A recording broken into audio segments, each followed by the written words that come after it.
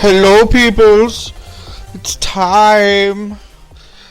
Tonight, we are covering one of the later additions to the, I guess it's technically a supplement, because it's not actually a core book, but one of the later additions to the World of Darkness, Mummy the Resurrection. I'm really pleased with it in general, but we'll get to that. All right, we have Eric, as y'all know. He'll be coming in late. Brother's got a lot to do. But we also have Donnie Hanby. How you doing, man? I'm doing excellente. And yourself? Oh, wonderful, wonderful. And, of course, my co-host, Jacob. Hello, everyone. So, we seem to be running the gamut of somebody who knows a lot about the system, which will be Eric, and then Jacob, and then myself, and then Donnie doesn't know a lot, but he's gonna interject from time to time, I suspect. I'm here for the snarky comments. Absolutely, we gotta have color commentary, or what's the point, right? So, we are gonna just jump straight into it. Jacob, how would you like, instead of a question, since we don't really have anybody here to question yet, what are your thoughts, feelings, and so on? And we're also going to talk about Mummy the Curse, too, just so everybody knows. Yeah, throw a little bit aside from the, for those that like the Chronicles of Darkness. Yes. Well, I actually liked the addition, the way they did, doing the whole 5,000-year-old mummy deal as opposed to a soul attached to a human. Well, and that's what Mummy was in second edition as well. It was when it updated to Mummy the Resurrection was when it became two souls fused together. That was also in first edition Mummy as well. Yeah. My one funny story is I was running an Elders game, and this guy who was the Bruja Primogen had found out about this ancient elder who had been in the city. It was in Seattle, by the way. Ah, good city for that. The mummy was sitting there having dinner, and the Bruja comes up to him and says, "Why are you here? What are you doing?" He's like, "Excuse me, my name is blah, blah, blah. What's your name?" And so he did this long, ostentatious greeting and declared his name. And the mummy goes, "Okay, thank you, Mr. So-and-so. Now, Hikau name magic. Now you've given me your name. Could you go jump out that window for me? Thank you." Yes, knowing a creature's true name is one of the ways to gain power over said creature. That's been useful since the time before time, sympathetic magic and all that fun stuff. Yeah. But so Jacob, you said, do you have any actual experience playing or having? Yes, just in crossovers. I've never actually been in a situation where I've had enough people that cared enough to play Mummy to actually do like an all Mummy chronicle. And especially for a time period there, my World of Darkness gaming group was big on doing crossover chronicles because I was crossover. I was a big vampire fan. My roommate was a big werewolf fan and mage. And I had a couple friends who liked mage, and then some people liked hunter. And so we just kind of found ways to do crossovers. And so I've played second edition and Mummy the Resurrection mummies in those circumstances. I have one of the online games that I play has Mummy as an available venue, and I made a Mummy character for it, but I haven't actually had a chance to put that Mummy into play yet. So I'm hoping to get that opportunity. Because I do now. I know you guys have commented that the thing that you like about Mummy the Curse and the older Mummy editions was the fact that you're literally an old mummy. But I really liked the fractured soul idea that they did with Mummy the Resurrection. I mean, it's one of the things I also like about Demon the Fallen is the fact that it's like two conflicting personalities with different memories and understanding of what's going on, which I just, to me, I like that kind of internal conflict, internal dichotomy. And I liked the way they went about it with Mummy the Resurrection, where it's based on the different portions of the soul according to Egyptian religious beliefs, and whichever piece of your soul that was missing, that's kind of how it combines. So it could lead to some very interesting characters, depending upon which part of the soul you're saying got filled in by ancient Hold on, mummy. what's the term for it? A menti? Yeah. Yeah. Because, well, what I did notice in some of the other, like the Cursed and the first edition. An ancient, well, you could have had a character who, like my second edition character, Mummy, I could have taken that mummy and translated him into a resurrection mummy as whatever part of his soul survived the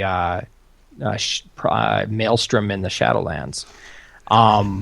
Or you could have somebody who had a piece of an ancient Egyptian fill a hole in their soul. They have no memory of their modern life, and they are trying to interact with the world, but they don't know anything about it.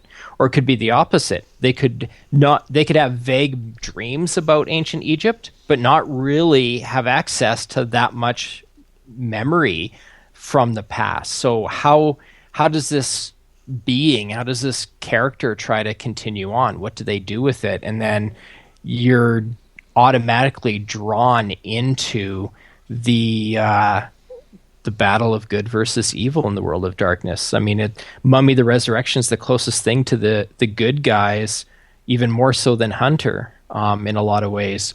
So I mean, it's a very different perspective on how the world of darkness goes. So that's kind of the my first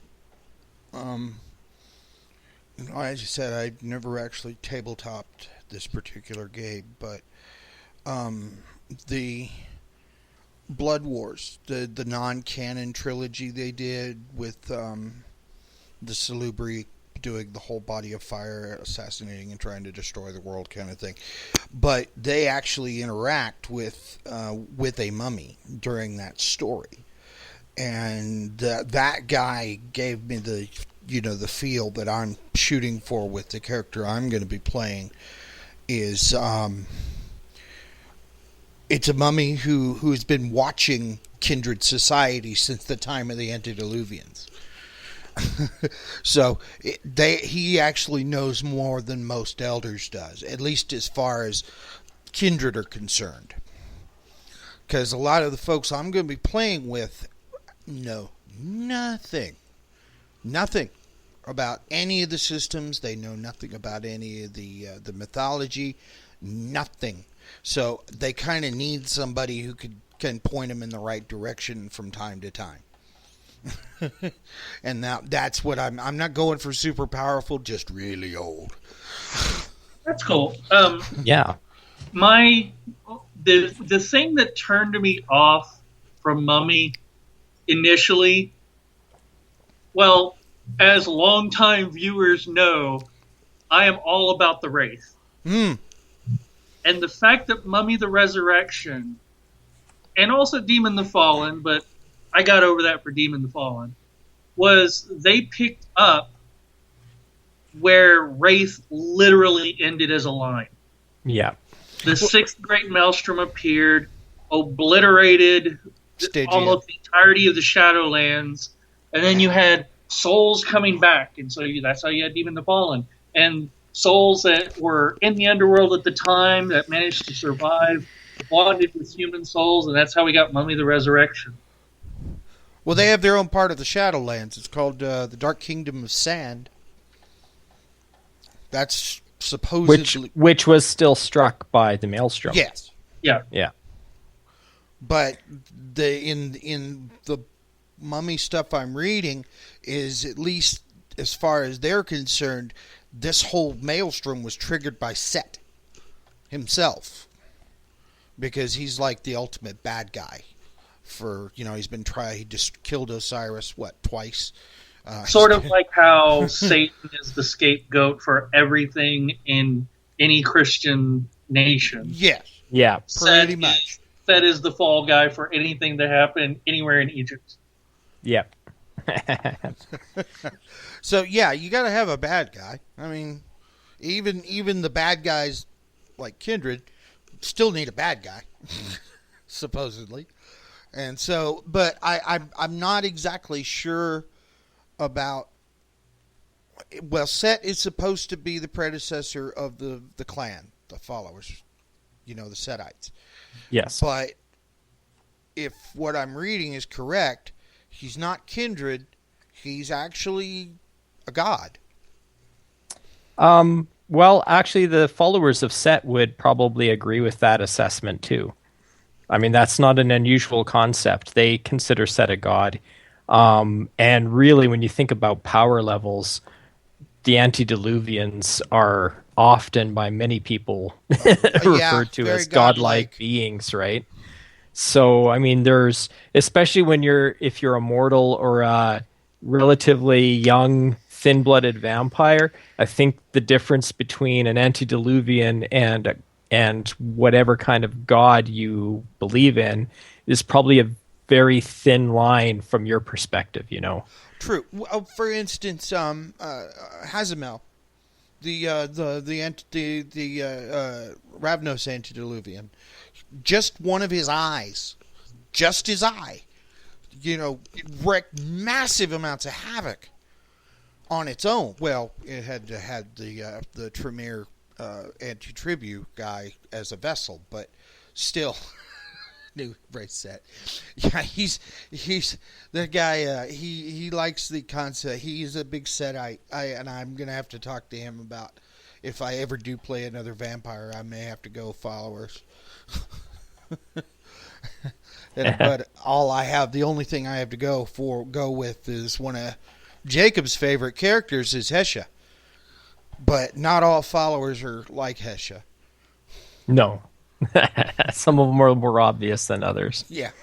I've played Setites that were very obvious, crazy, off the wall. Set is the be all end all, and then I've played some that have been a lot more subtle and maybe a little bit less religious than the main clan. So I would think so. Isn't that supposed to be one of their things, is working behind the scenes, subtlety kind of thing? Yeah. You would think, anyway. I've mostly used Setites. Anytime I've used a Setite as an NPC, I'll usually have them sit there and go, no, I'm just a Toreador. Yeah. Or I'm just a Brewhawk. Yeah.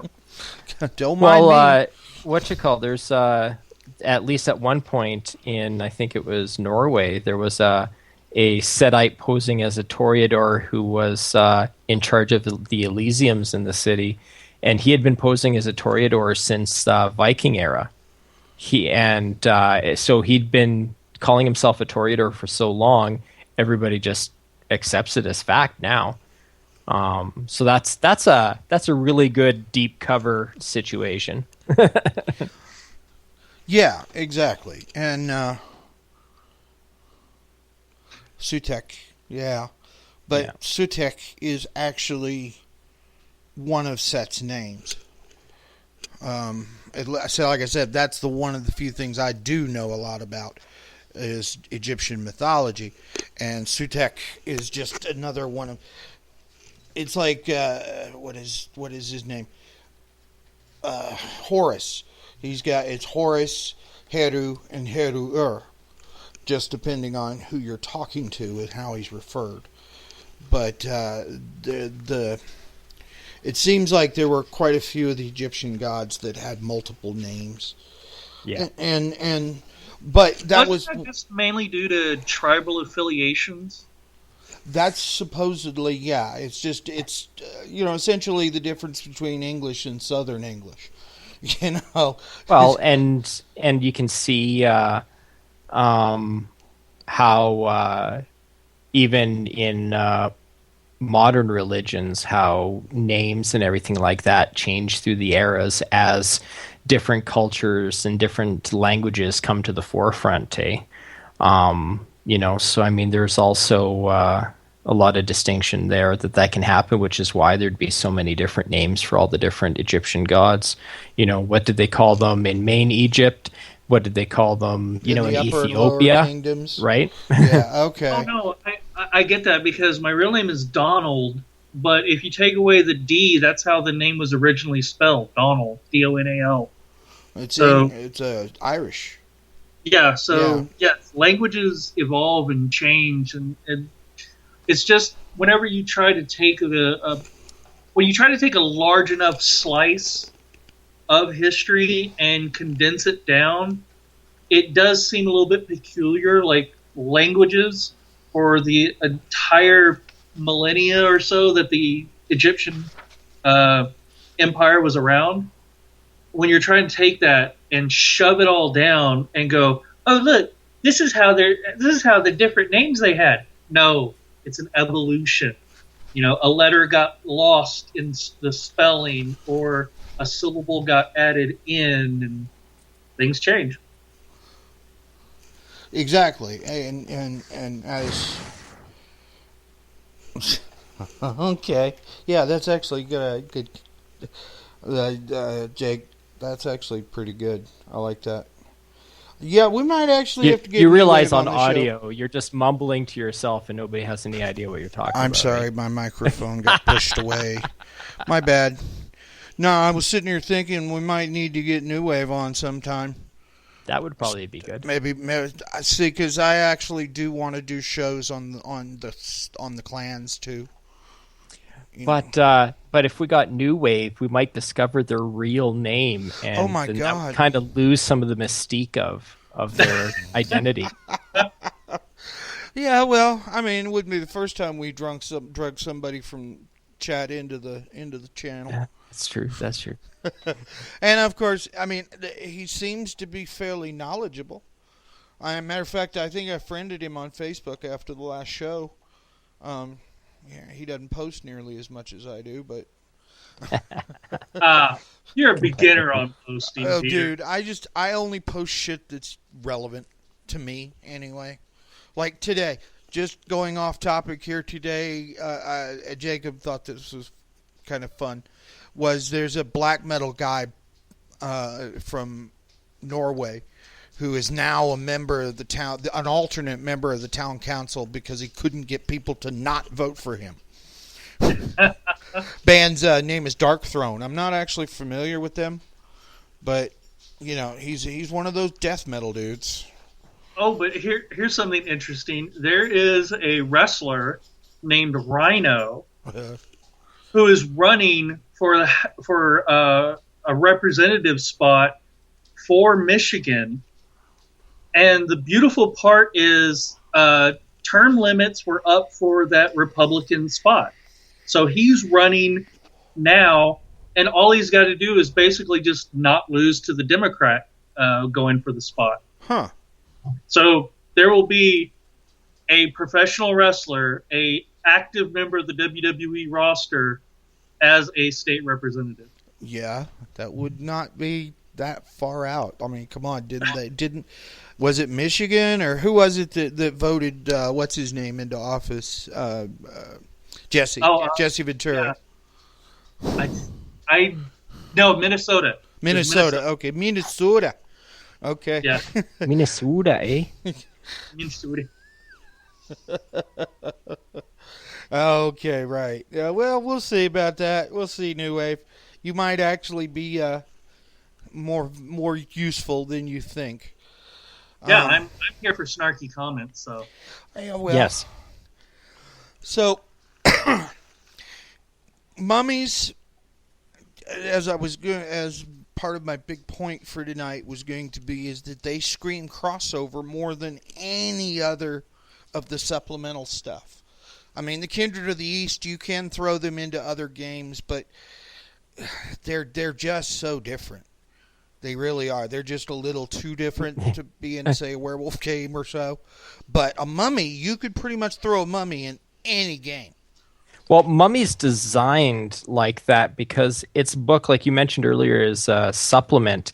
It's not considered a core rule book. It actually says in the character creation section, it's like you should have Vampire the Masquerade, Werewolf the Apocalypse, or Mage the Ascension to help you with your character creation. Yes. And use merits and flaws from these other sources. It lists merits and flaws that wouldn't be applicable, and then it lists a bunch of like new backgrounds and new skills and stuff. But other than that, it's like, dude, this isn't a standalone book. You need to have something else for like abilities and all this other kind of stuff. So it really is more reliant on other games. Sorry, Donnie?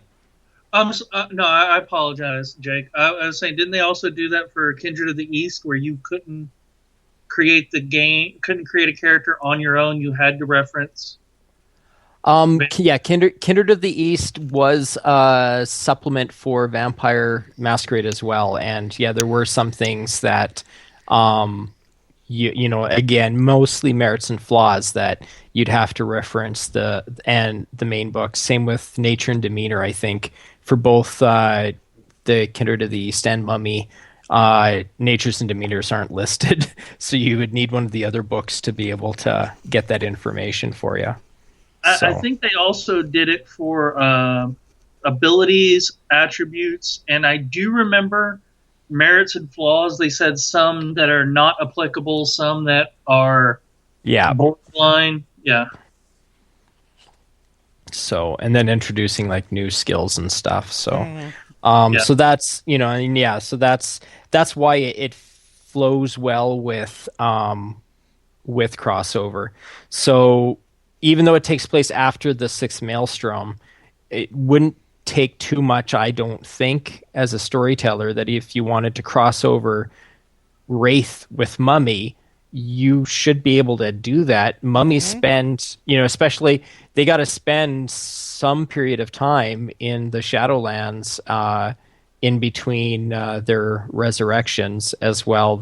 Some of them have quite a bit of abilities that interact with the Shadowlands. So, and if you've got a Vampire Chronicle where followers of Set are, the big pesky bad guys, having a Mummy join a coterie for, a short bit of the Chronicle makes sense as well. I think mages pretty much don't need an excuse to fuck up anybody else. So, I mean, you could just throw a Mummy in with them pretty easily too.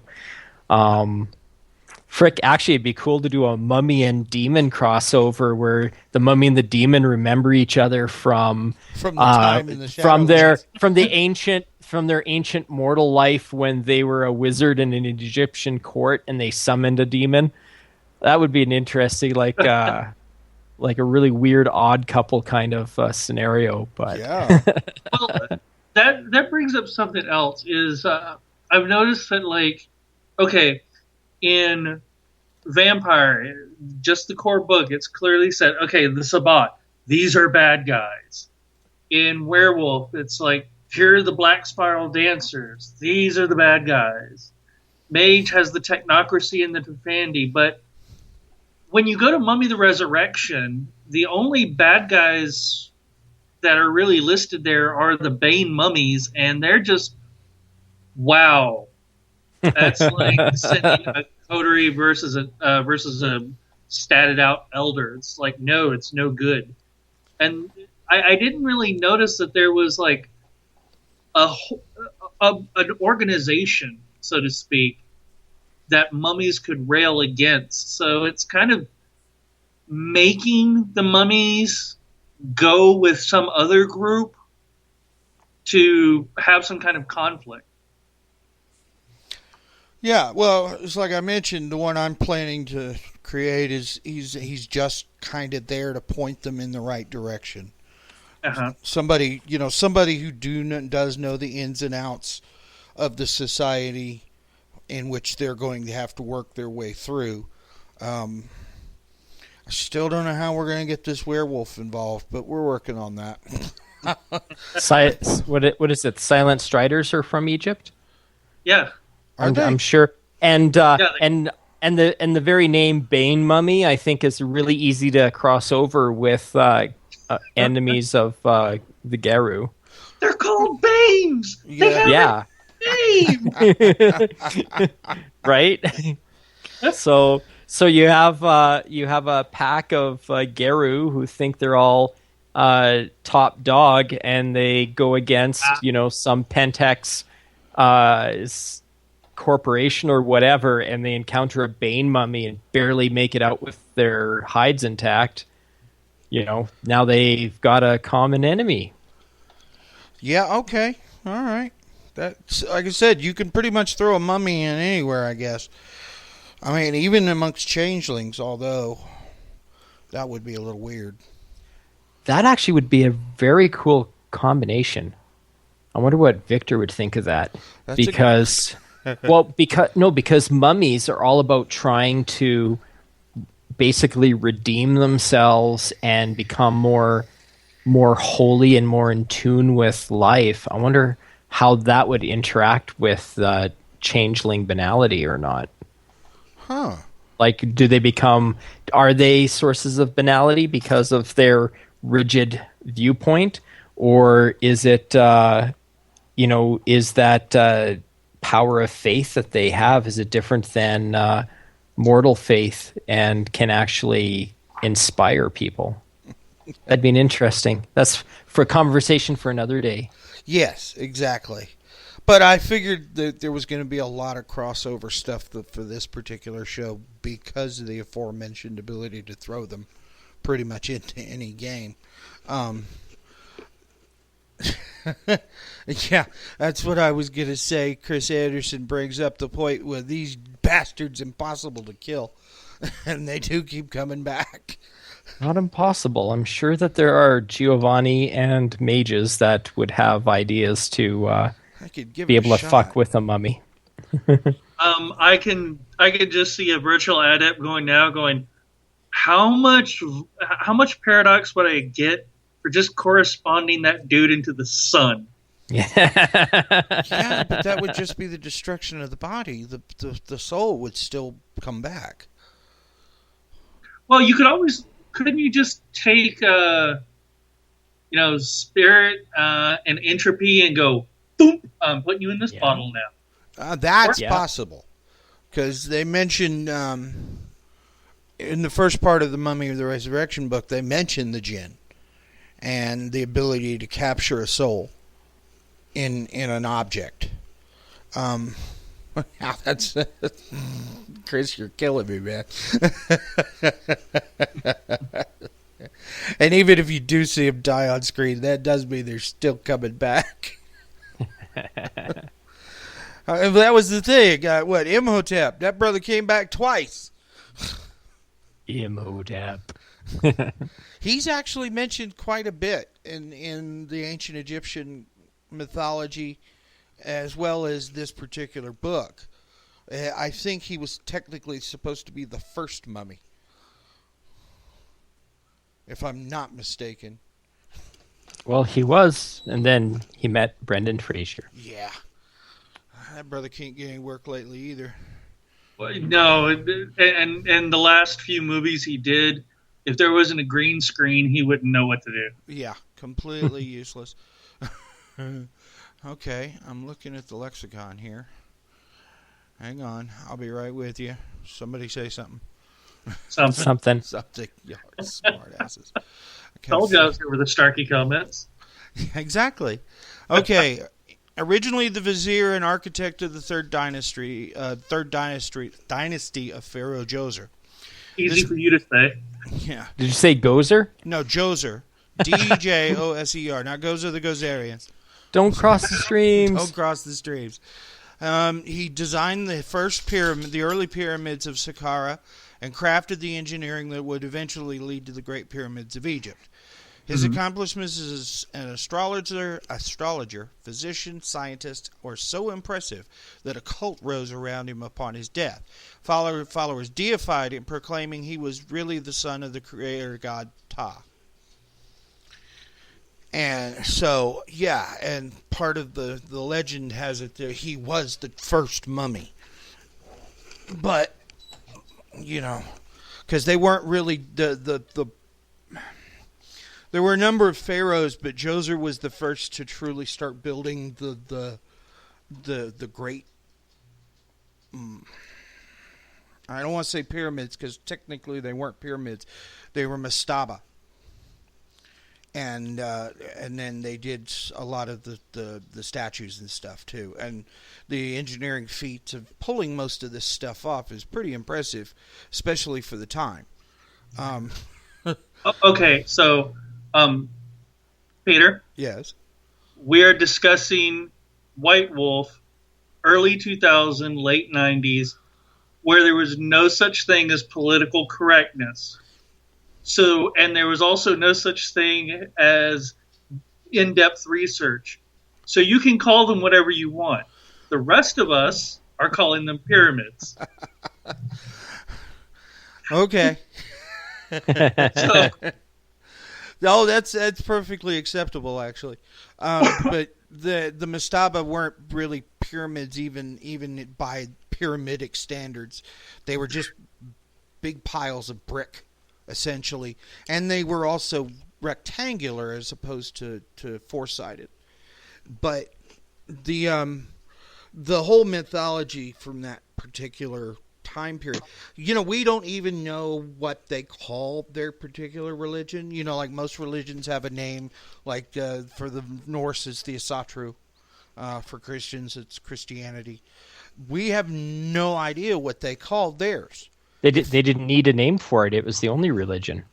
No, yeah. Actually, they mentioned that there are other religions that were going on about the same time, especially later on during the Roman period. And then what's his face? Atakamon, that decided to stop worshiping all the traditional gods and put one and said that there was just one god and made everybody change their religion for his 20 years of reign. Yes. That actually gets mentioned in the book. But there were, in general, the whole system. And that's also going back to what we were talking about before with the multiple names for the gods. Is it did evolve over 4,000 years, I guess, of time before it actually stopped being worshipped as an active religion. Mm-hmm. So, and even then, Thoth and Ptah. Ptah is supposed to be one of the ancient gods. But it turns out later on he was just the god of creativity. But not necessarily. Thoth was more imaginative, but Ptah built shit. And he was also the god of the marketplace and a few other things. But so here's the thing with mummies is, do they still, even the souls, do they still worship the old gods, even though they have to supposedly undergo the trial of Ma'at, where their heart gets weighed? Well, I guess it would depend on how much of their old life they remember.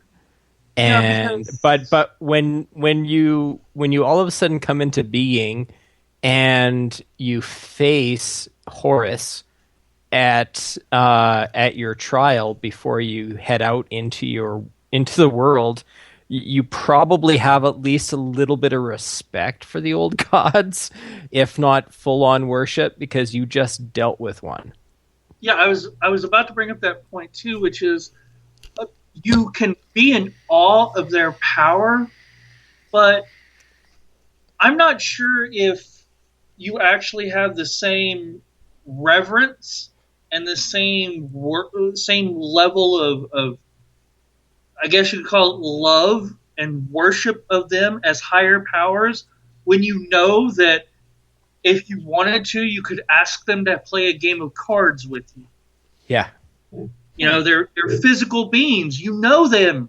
You've seen them with your own eyes. They're not that mysterious anymore. Oh dear Lord, are they freaking powerful? Yeah. And they can obliterate you with a thought, but they're not mysterious beings that are unknowable anymore. They're people you have met. Yeah. Even though, yeah, they are, you've seen their power and you are in awe of it, but you don't consider them divine. Right. Gotcha. Well, yeah, I guess, and again, it comes down to, same with, like we talked earlier, comparing the antediluvians with gods because they have so much power, is, kind of like some of the D&D settings, gods aren't special, they're just high-level characters. Like, right? And that's basically it, is it's like, a mortal would see, a deity as being divine and all-powerful and everything like that. But when you're on a power scale that you can literally warp reality, you can have respect and reverence, but like, how close to worship are you going to get? Oh, that's a good question, Chris. How does the old children of Osiris interact with mummies? That's an interesting thing. I'm going to see if I can find the exact quote on that. Because if memory serves, I think the children of Osiris kind of, like, they basically joined up with the rest of the Osiris cultists. They might have something to do with the spell of life that brings the mummies back to... Let me see if I can find. Let me see if I can find there, Chris, so I'm not just spouting half-remembered facts from antiquity in the back of my brain. Exactly. So, and of course, Eric, he could probably answer the question. But Brother Eric still is not with us. So, all right, Children of Osiris.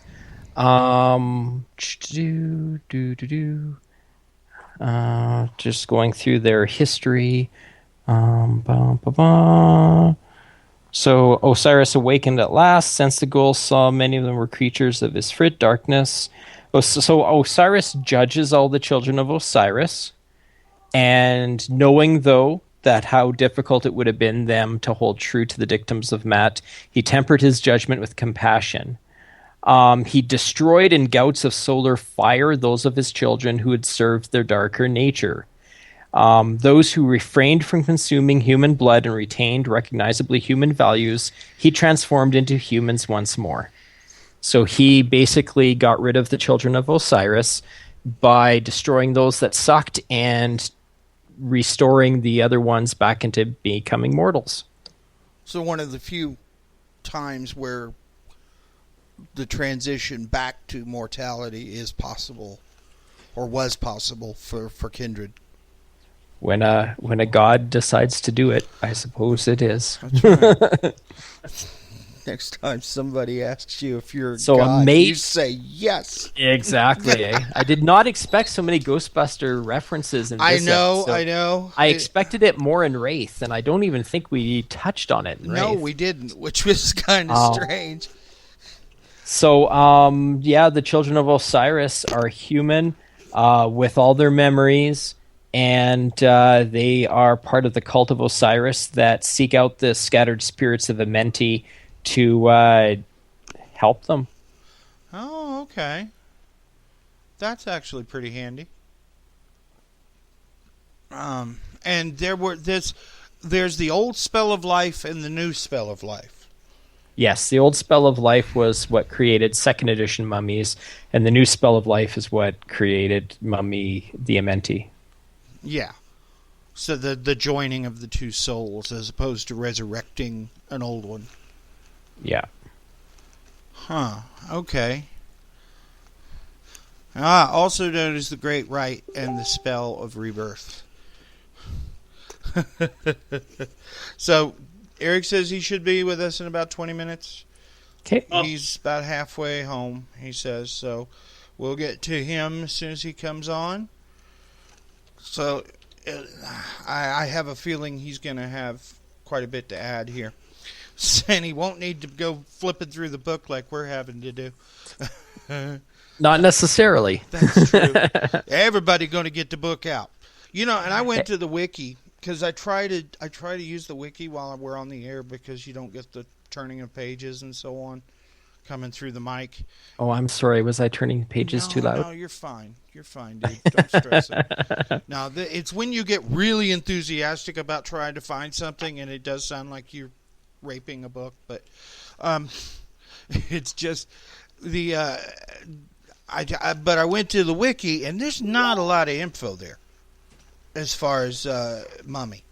They've got buttloads on everything else, but the Mummy stuff apparently nobody's bothering to update the wiki at all, really. And Well, there's just one book. I mean, Yeah. wait a minute, what did I miss? Huh? I said there's just the one book. That's true, but there's in the wiki they don't even have like the different, what do you call them? The different types of mummy. I forget offhand. The different types of Amenti. Yeah. There's a whole, it's just like clans essentially or tribes, etc. And The Tamak. thank you. You're welcome. Shemsu Hiru. See, those guys follow the Horus. But most of those are redded out on the wiki, which means nobody has put anything in. As far as writing it down, and my typing. Well, now I was going to say, now you know what you can do in your spare time. Yeah, I don't have that kind of spare time. I'll be honest with you. I truly don't. But I'm like I said, I'm enjoying reading this book more than I expected to, especially since I thought I was fairly cognizant of the actual mythology, but this brought to mind some stuff that I hadn't actually thought of prior to now, and I'm enjoying the whole concept of playing one finally. I played the vampire before, and that's fun and all, but I'm just so not into werewolf as far as wanting to play a PC or Kwajin or even a Wraith for that matter. But I really am looking forward to this Mummy. So which of the Tamak did you choose? I haven't yet. See, that's Peter. why I'm still Okay. going through it. So you just wanted to do this episode so we could help you with your character creation? Yes, is that what exactly this is all right. about? Yes, it is. Yourself is bad. I mean, come on, guys. I need some help here. 'Cause I truly am. But I'm finding that there's a lot of differences too, as far as these particular Tamak are concerned. They're not like clans at all, really, or for even that matter, tribes, legions, whatever you want to call it, depending on your particular happy set of rules that you are either familiar with playing or playing and that you have played. So I was hoping to get some insight tonight as into, okay, well, here's what I'm planning to do with this character. What would you suggest? And so I'm going to save that for when Eric gets here, and then everybody can chime in. Then we'll all chime in. Yes. I see. That way everybody gets to say something, and everybody be happy. And yeah, Chris is right. Mummy is a niche of a niche, I'll tell you. It truly is. From what I can tell. I mean, I don't even know. One of the strange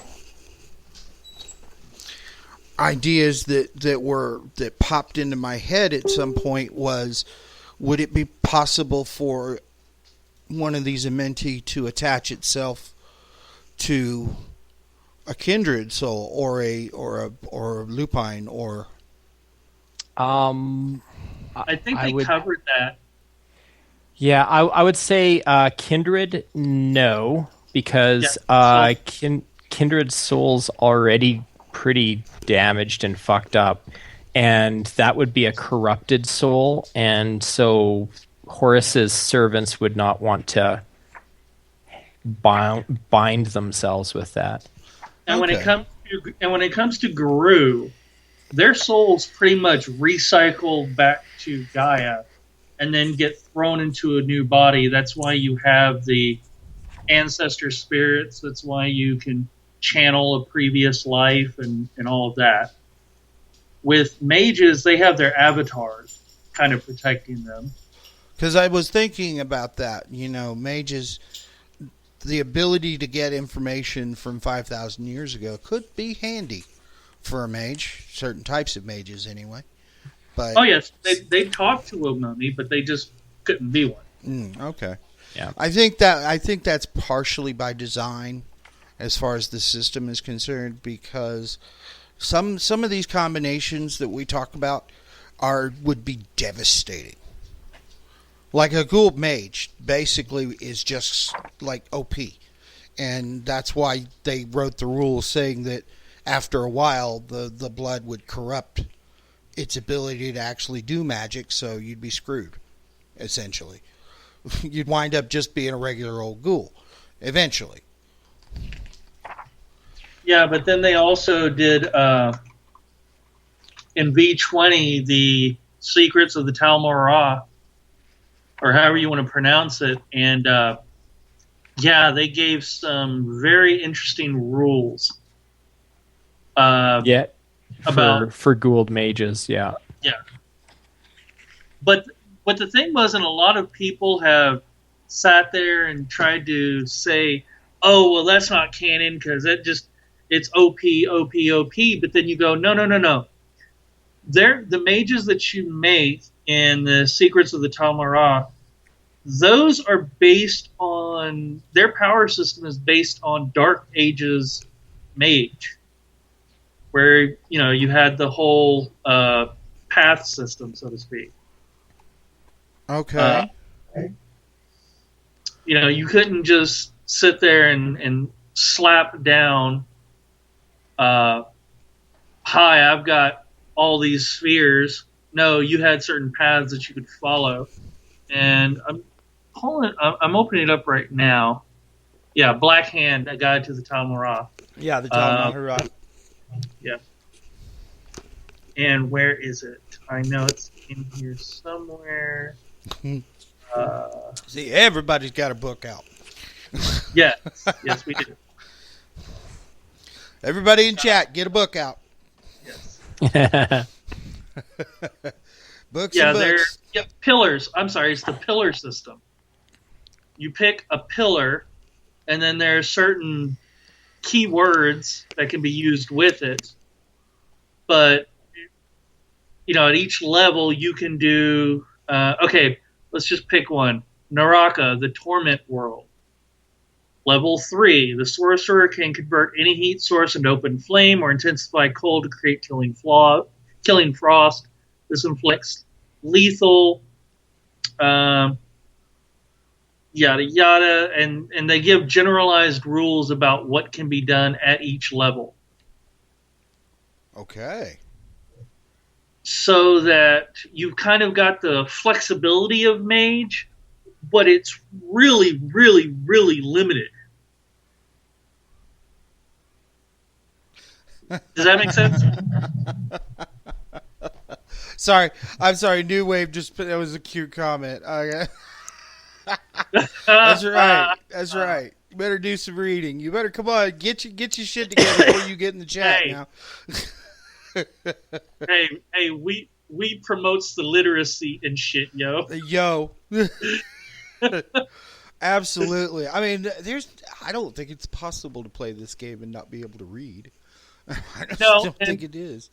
And also, I was reading this one webcomic which pointed out how when geeks get together and have a conversation, at some point in that conversation, one or more people involved in that talk will pull out their phone to research something. Oh yeah, we do it all the time. When I'm over at the friends, I've got my tablet with me. I got no problem using Google. Oh yeah. No, for instance, you remember last week they were doing the commander-in-chief thing with Matt Lauer aboard the Intrepid in New York, and I mentioned to Rob, I said, they've got an SR-71 sitting on the deck. He says, there's no way in hell there's an SR-71 sitting on the deck of that aircraft carrier unless they put it up there with a crane. I said, duh. I said, yes, there is. Not only is there one, but if you go watch I Am Legend, you can see him whacking golf balls off the wing. So, and then I had to go look it up because he still didn't believe me. I went and looked it up. I said, here's the location of every SR-71 in the country. And one of them is the U.S. Intrepid Museum. And he's like, oh, wow, you're right. I said, yes, I got no problem looking shit up. Right. No. I mean, even at work, I'll turn around and talk to a buddy of mine, and he's really big into Rick and Morty. Oh, I love Rick and Morty. And we'll be discussing something, and then sure enough, I'll see him looking at his screen, and I'll hear him typing, and he goes, yeah, you're right, da-da-da. Yes, exactly so. You got to. I mean, I usually won't say something unless I can back it up with Google anymore because I've been known to say some strange shit over the years. Yeah. Things like, there are 9 golf balls on the moon. People say, you're full of shit. I said, no, I think it was Apollo 14 that they brought golf balls in a driver. And I don't know, I can't remember whether they've got video or not of them actually whacking golf balls, but they're there. So, finally I find your pin. Stop, Chris, you're killing me, man. That's almost too much for even an R-rated channel like ours. I hope you are aware of the mythological reference that is. Yes. Okay. And Sekhmet is also represented later on. After there was like I said, some of the names, the multiple names, they actually got second. If say they were using this word here, and then it moves over to here, and then so they just create a brand new god to go with the new name, which is why Sekhmet is where your soul goes. At least in the trial of Ma'at, if your heart is heavier than the feather, then Sekhmet gets to eat your soul. But originally, Sekhmet was another name for Set, or Setesh. Like I said, multiple names, but folks, the Egyptians over 5,000 years, man, that has a long time for a particular religion to evolve, I guess, or fracture. Because that happens a lot too. Christianity's been one of the worst of those. Well, I'm glad you're good with the Egyptian mythology because for me it's Greek and Norse, and because I love Greek mythology so much, it's why the little Tumblr post has me cracking up laughing every time. Of him, the beginning of every Greek myth, Zeus, I'm going to put my dick in it. All other Greek gods, no! Zeus goes, too late. Too late. That's just it. I mean, he screwed everything, didn't he? Over the years? Yeah. Pretty much. And he's usually an animal while he's doing it, just to make it that much weirder. Yeah. Like Cassandra. Wasn't her mother impregnated by a swan? Yeah. Yes. Yeah. It's... See, I have the Cassandra complex. I'll tell somebody something's going to happen, and they blow it off until it happens. And I said, now you'll remember that. I said, next time I have a Cassandra moment, you'll listen. No, I won't. I said, all right. So, okay, back to Mummy. So, let me go through these here real quick while we're waiting for Eric to show. Oh, they even. It's been a while since I've cracked this particular book. They seem to do these clan pages, whatever, with the cute little box, the flavor box to one side, how that particular clan, group, tribe views any of the others. For instance, in VTM second edition, the Bruja has my favorite quote of all. It's talking about the Toreador. And they say, does this clan ever actually do anything? That's the kind of shit I like reading. And, you know, some of these folks really took some effort. But I did notice something while I was reading this, is it doesn't seem to be as well researched as it could be. I guess that has to do with it being one of the later systems. And again, it was White Wolf, late 90s, early 2000s. They did not do much research. No. Which is why they're actually taking the time to do it now, which is, I appreciate that like nobody's business. Though, to be fair, they did do more research for Mummy than they did for other supplements. Kindred of the East, for example? That's true. Because Kindred of the East is... I think they just sort of combine most of the Eastern religions and just kind of picked whatever they want out of them. No, they just went with China and then made everybody else warp whatever they had to fit China. See, that's not a good way to do things. I'll be honest. So here's the thing with the mummies. What is the resurrection time if the body gets put down? It depends on one of your backgrounds, actually. You have different... Basically, you can select different things that will help you through that. There is... So your Ba is part of your soul. Each point you put in the Ba background gives you an extra dice on your roll to be resurrected. And each point also adds 10 years to the average 60-year mortal lifespan that your body would have before it dies of old age. And then there is your Ka, which protects your body when you are dead. And Tomb also can give you a bonus there. Trying to see where... I thought Ba or Ka also gave you sped up how long it takes for you to... Oh, there we go. So your Ba at higher dots. So if you have 1 dot of Ba, you are dead for 9 months before you come back. If you have 2 points, you're dead for 70 days. 3 points is 29 days. 4 points is 3 days. And 5 points, you come back the next day after you die. Huh. So that might be worth dumping points into. Actually, no, because I have a feeling I know some of these people I'm going to be playing with, and some of them are a little bloodthirsty, I'm going to be honest. And they don't have a problem turning on one of the other party members either. What you should do is to make sure that no one at all sees your sheet except for the ST. Oh, yeah. No. That's not going to happen. We're not going to have anybody know. Well, even if they did, they wouldn't know what the hell they were looking at. Like I said, most of these people have never even heard of the system, much less played it.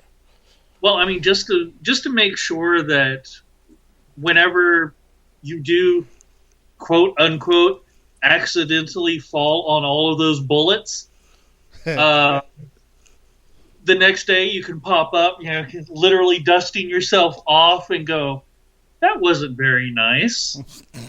And watch the rest of watch their collective jaws drop and sit there and just wonder, how can they finally get rid of you? Yeah, good luck. I'm gonna make this really difficult for them as far as if they do decide. But see, that's the thing. I'm also gonna make myself indispensable. they're going to find themselves in a bad way if I can't give them a pointer. All right, Eric's here. You got him, Jake?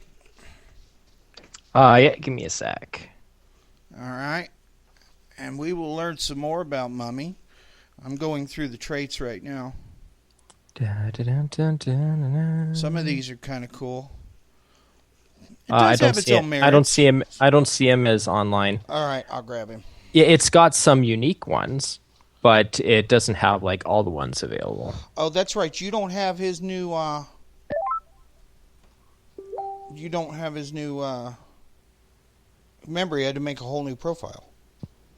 Oh, I have it. He just hasn't accepted my friend request yet. So it just shows up as a question mark. So he doesn't quite trust me, I guess. What does?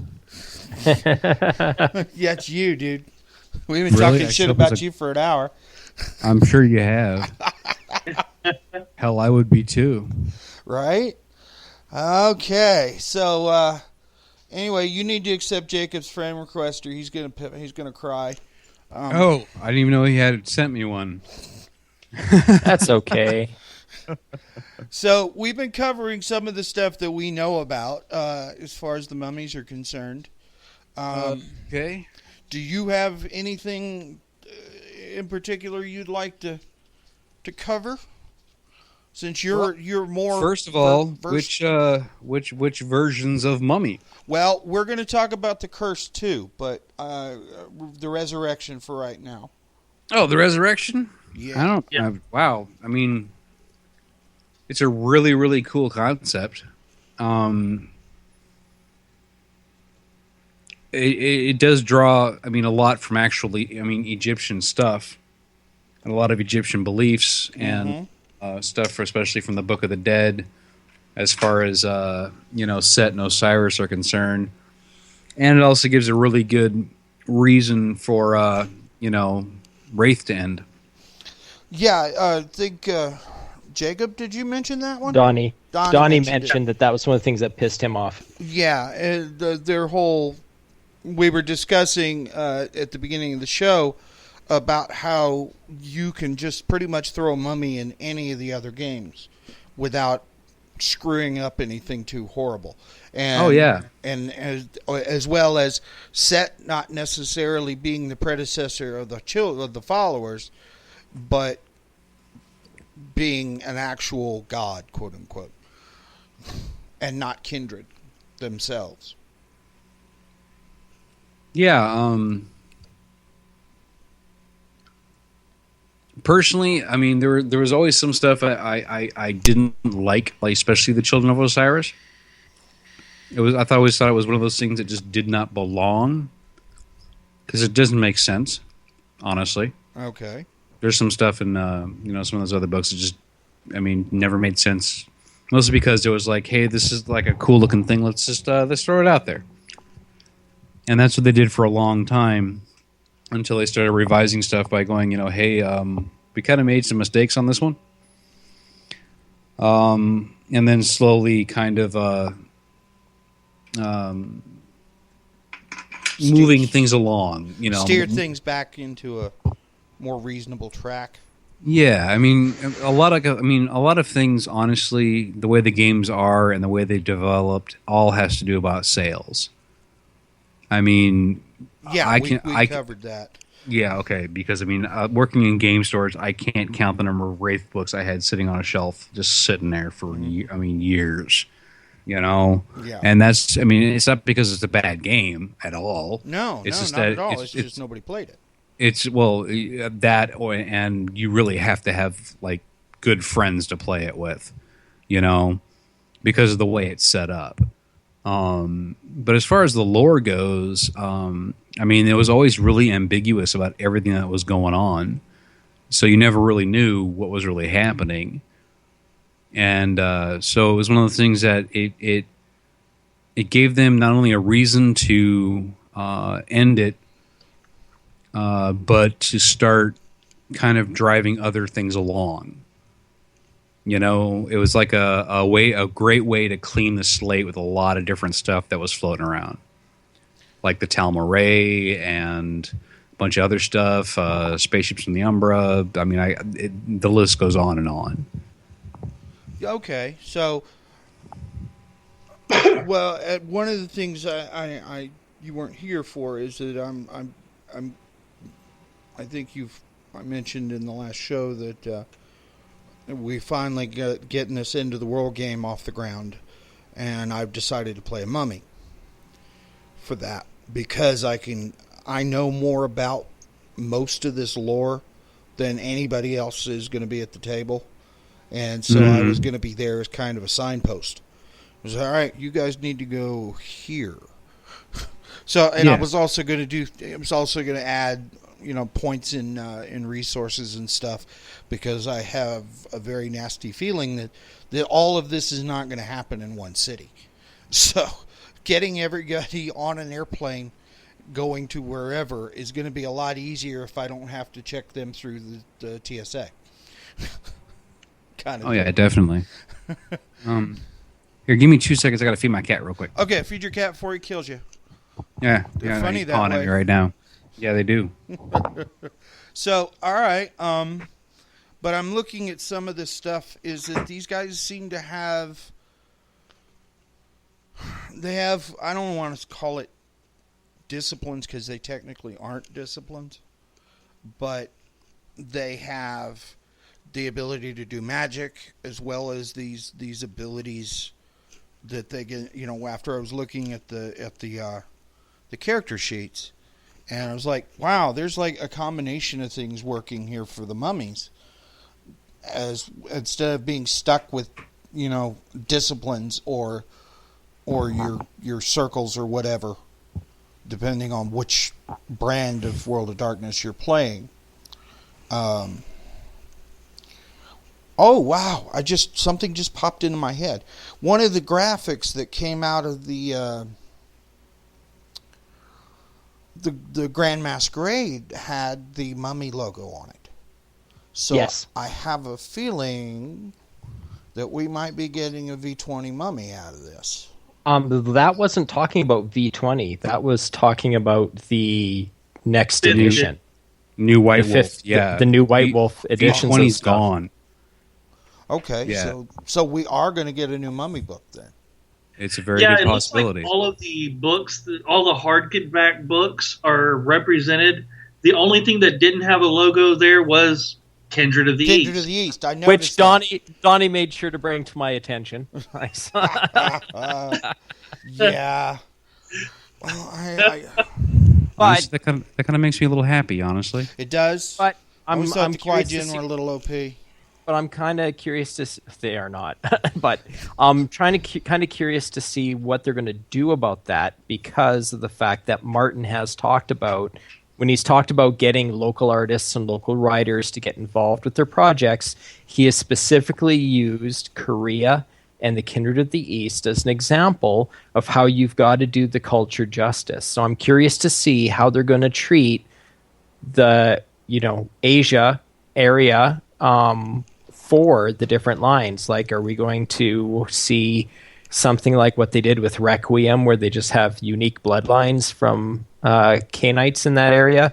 Or are we going to see, a different way to deal with the vampire myths from those areas, because there are so many different ways to do it? Well, here's a theory that I was thinking that they might be able to pull off, which is, if they want to do Kindred of the East for 20th anniversary or 5th edition, however you want to do it, if they do it like that, they could basically create a type of vampire which is just due to certain things in that area, and then launch in huge chapters about the various countries and how they interpret that. For example, a soul coming back to the body could be considered one thing in China, another thing in Vietnam, another thing in Korea, another, but it's still a soul has come back to the body. Yeah. All right. I need to go AFK for a second. Y'all keep going. AFK. Okay. Good, Okay. because Africa. Honestly, I'm expecting nothing except for some of the setting to stay the same. Personally, Yeah. I really think that more or less, in my opinion, Masquerade's beat to death. Most of the other games are beat to death because they keep doing it over and over again, and they keep doing the same thing, which is making vampire or basically superheroes with fangs, claws, whatever. And I know that their goal was basically to take the setting, at least, and bring it into modern times. And if they want to, I mean, I don't. First of all, no matter what show we do, it always comes back to vampire anyway. Yeah. But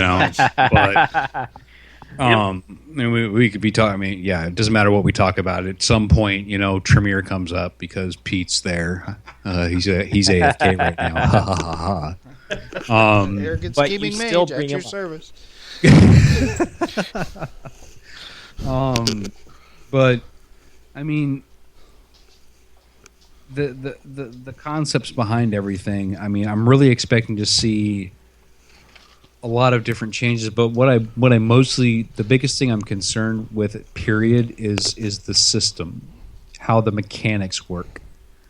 Because the mechanics for every earlier edition always made things so much harder. Whereas when they did Requiem and the New World of Darkness stuff, I mean, regardless of what you think of the setting, the actual mechanics are so extremely simple, I can teach it to a 12-year-old. Yeah. And it's really quick, it's really dirty. If you get shot, you die. Stuff like that. I mean, it's just real simple, and that's my main concern. If they can, keep the because I mean, the main spirit of all these games, period, was that it's a storytelling game. It's a story game where you guys get together, and the story is always more important than what dots, what anything else that you have, which is why they don't have numbers; they have dots. That sort of thing, See, it doesn't matter how many dots you've got in something. If the storyteller doesn't want it to happen, it doesn't happen. Right. But here's one of the other rumors that Jacob posted. Yeah, by the way, I haven't checked on sorry. anything yet because I just haven't had time. So please share rumors. Okay. Now, one of the rumors that popped out was you guys, and you specifically laughed at me when I said this, was that the games were designed to interlock. And one of the rumors that popped out over the Grand Masquerade is that they're working with that premise in mind. Is that you can do crossovers and the systems will interlock in such a way is one system is not going to be OP over the other. Yeah, they already did that. It's called the New World of Darkness. I told you that already. Yeah. Yep. Yeah, but Yeah, but what? apparently that didn't happen either. It's like Gehenna, it didn't happen. There you go. People whine So about change all the what time. draws you to Mummy, Eric? Yeah. What draws me to Mummy? Well, first of all, I do like the fact that they actually made it into a workable game instead of it just being, there are these bad guys and there are these 4 guys or 4 or 5 dudes that are, what it was before. I did not dig at all because it wasn't anything that you can do with it. You had the Bane mummies, you had the mummies, and there was something that once you got your guys had so many dots, that's how you killed them off, or whatever. But when they did the resurrection, I was really just really fascinated by the way that they actually used the whole mythology and everything behind it. I mean, almost every concept of Egyptian religion, lore, life, and stuff like that is represented in some way, shape, or form in the game. And the other thing is that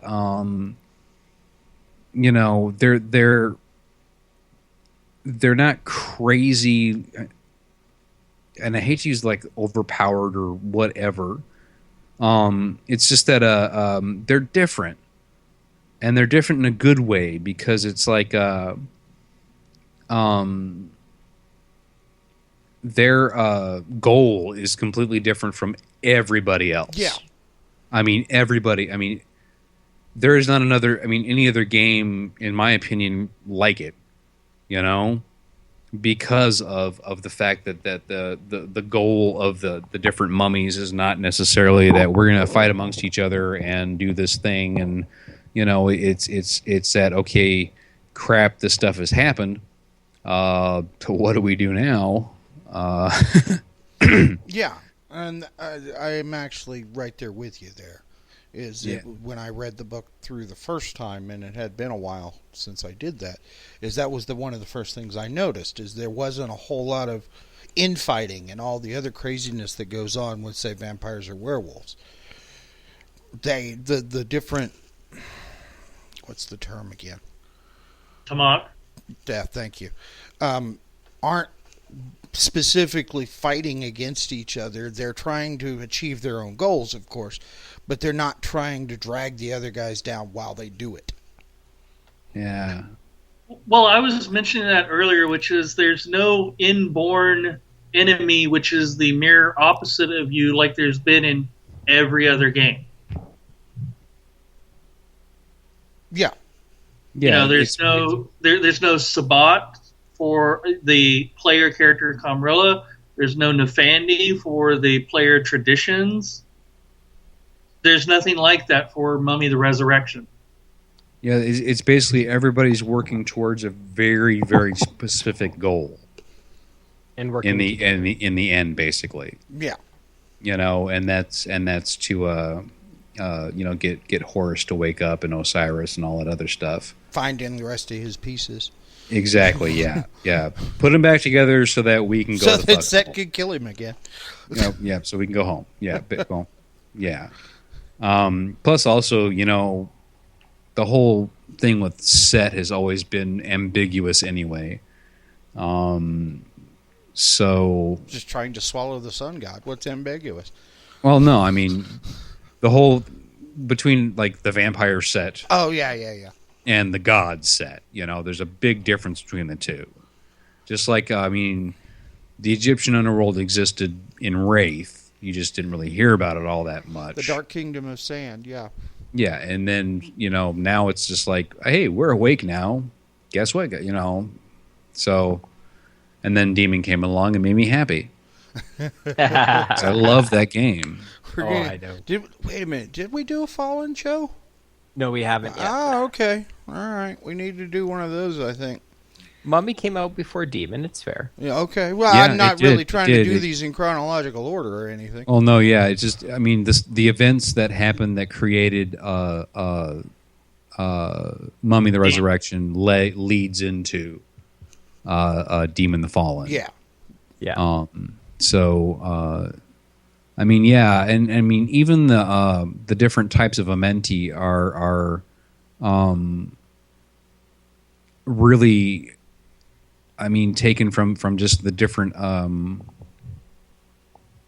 I almost want to say different types of like spirits and things that the that Egyptians believed in. You know. Mm-hmm. Yeah.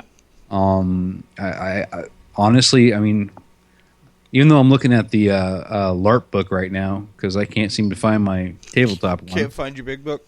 Yeah, I know. Did Mindside do a Oh yeah, I'm book looking. for I've got Mummy? it right in front of me, dude. That's yeah. awesome. Laws of the Resurrection. And I've actually used it in LARP, man, and it made a really great way to move a story forward. Because you had this mystery person that kind of nobody knew what the hell was going on with them, but she had some information that she needed, and then would disappear, you know, in her mysterious little ways. Oh, yeah. You know, and everyone's like, "What the fuck was? You know, what was that?" And I don't know. Let's go do this. So yeah, I mean, New Wave Masquerade asks, so it sounds to me that Mummy the Resurrection doesn't really have an antagonist, correct? that is Yes incorrect. and no. Yes and no. Well, Yeah. Sort of, but not. Yeah, he's right. it's like okay, you got your player characters are they're all working towards one goal. Of course, you have to have antagonists for your protagonists, or you don't have a story. Therefore, yes, no, there are things that you are fighting against. There are, but they're not necessarily other mummies. right, exactly. Some of them are weird spirits. Some of them are mummies that don't necessarily agree with everything, that you shouldn't be, trying to do what they're doing. Gosh, I'm looking through right now. I can't remember if the Bane mummies stuck around. Yeah. Or not. Yeah, they kept the Bane mummies. Yeah. That's what I thought they did, because I mean that's a big thing, is that they really want to kill him very, very badly. I remember that very specifically. Now we earlier on in the show, before you got here, Eric, we were discussing about the differences between the resurrection and the cursed. And whereas the resurrection, it's a normal human body with part of an Egyptian amenti. In the cursed, these are actually 5,000-year-old mummies. Yeah. Mm-hmm. Which I think is a better option for that me. was what I was thinking, is that they're besides the Bane mummies, they were the ones that woke up, that were like still mummies, and they're confused as heck, and it's almost like like when a vampire finally goes apeshit, and that sort of thing. Yeah. But I think you mentioned earlier that the lead in for Mummy is the run up to Gehenna, whatever, the end of the sixth great maelstrom, the end of the world essentially. But the cursed is kind of post apocalyptic situation. No, it happened immediately after the sixth great maelstrom. The cursed. No, the cursed has nothing to do with it, because that's New World of Darkness, Peter. So it has nothing to do with end of the world stuff. Because Chronicles of Darkness doesn't have any of the end of the world things. No, I guess not. You're right. It's like Gehenna never happened. Well, because there is nothing to happen. There's no Gehenna theory or rumor or whatever. All right. So, Actually, I'm going through. Here we go. Other Reborn. There's what I was looking for. Oh, that's what I like too. The fact that they didn't just slap on some sort of a template to have mummies that weren't Egyptian. They kind of did, but they also dealt with them as like distinct, different creatures. So you've got South American Inca mummies, and you've got Greek, and you've got from Nepal, and so it was again, they actually put a little bit more effort into Mummy than they did with some of the other products, despite it being just a one-shot supplement book. Plus, also, each of the Bane mummies start their own cults, and their cults do different things, and none of them are good, are nice things. I hate to say good, because good is always a gray area in this game, in any World of Darkness campaign. But it does go into detail on kind of what they feel about the other things. But mostly though, I mean they've got these guys are basically a cult of corpse eaters that just go around and try to basically.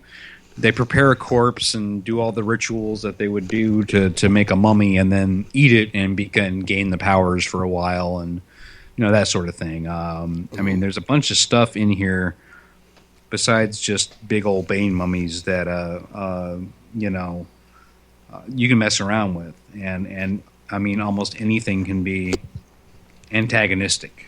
All it has to do is stand in the way of the goal that they're trying to do. Well, that helps to create a nice atmosphere for the aforementioned crossovers. If there is a pack of Black Spiral dancers that are getting in the way of your enlightenment, well, you just hop on over to the local sept and go, hey, so I know where there's some bad werewolves that you can go kill. Sick 'em, boys. Right. Yeah, pretty much. That's what I was looking at, honestly. Werewolves. This is what we do. It's yeah. And I also like the fact that they have a very distinct morality path that actually makes sense for what's going on. I like that a lot. Different, rather than say something like where you have the paths of enlightenment for vampire, which are some of them are just really bizarre. In contrast to that, you have humanity, but with Mummy, like you said, there is a clear path. This is what I must do. Yeah. So yeah, go ahead. No, I was going to say the New Wave mentioned something in the chat. I don't know if all y'all saw it, but playing a mummy from a different part of the world besides Egypt would be interesting. And he's right. Mm-hmm. For instance, the Inca and Chilean mummies don't ever dehydrate. So that they all have their little differences.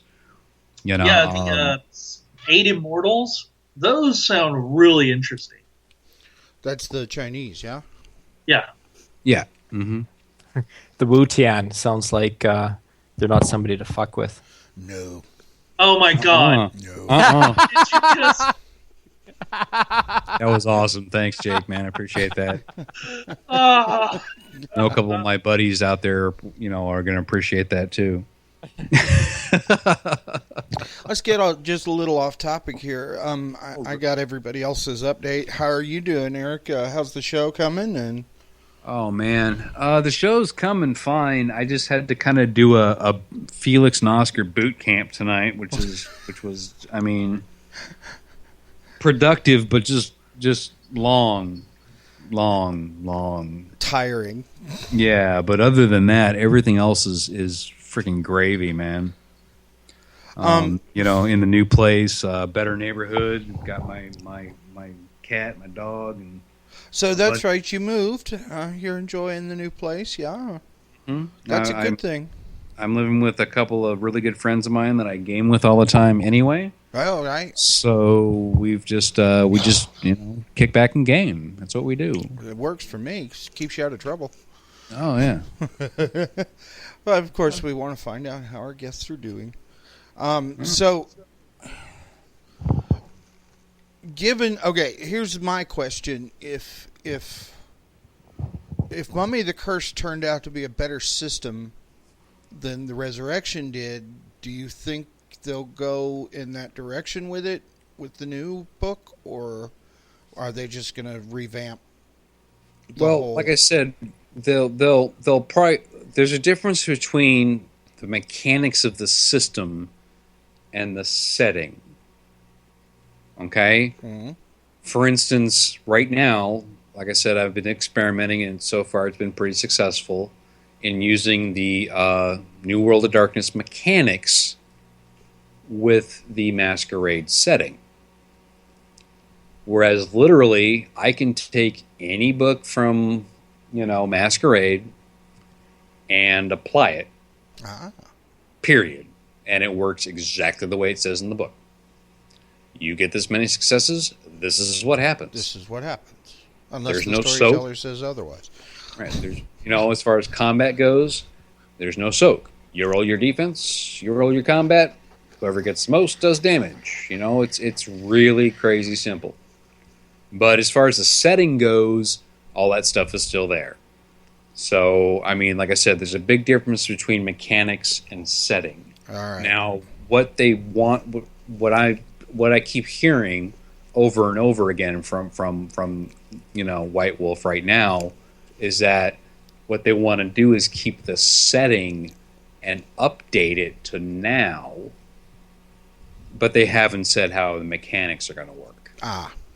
So, you're probably going to end up in Vampire with, you'll have the 13 clans, you'll have, the Camarilla, the Sabbat, all that stuff. It's just like The only difference is going to be that it's going to be actually updated to what it is like in 2016. Using the new technology, etc. Right. So basically, it's like basically more or less what you can do is as usual, as things change, and people hate change. You can take all the rest of your books, put them on the shelf, and make them look neat.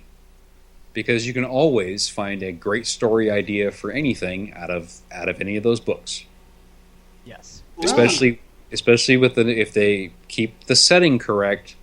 There are so many books that are way overlooked, especially in Vampire, that have to do with the setting that don't have a single damn power in it.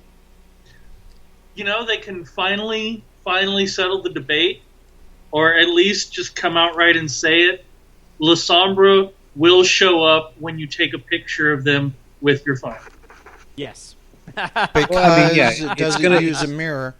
That stuff, that kind of stuff will definitely come up. I mean, it's going to be, there's going to be some differences, and honestly, they can always figure something out. That Yeah.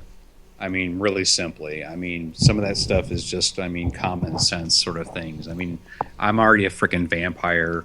If my flaw is that I'm not seen in a reflection, I don't care what your phone says. I'm not seen because I'm magic and I'm a vampire. Yeah, okay. See what I'm saying? Yeah. It's all make-believe. True. And when you start, there's a certain amount of reality that you can add to it.